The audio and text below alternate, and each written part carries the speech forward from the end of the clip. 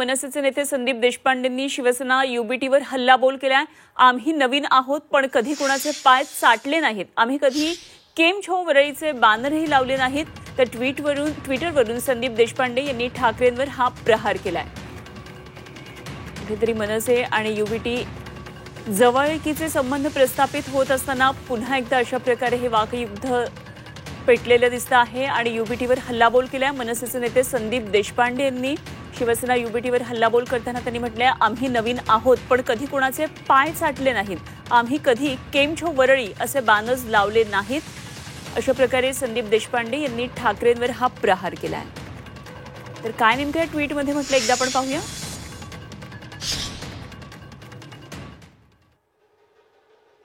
Sandeep देशपांडेंचे tweet आहे, होय आम्ही नवीन आहोत पण कधी केम छो वरळी म्हणून कोणाचे पाय चाटले नाहीत।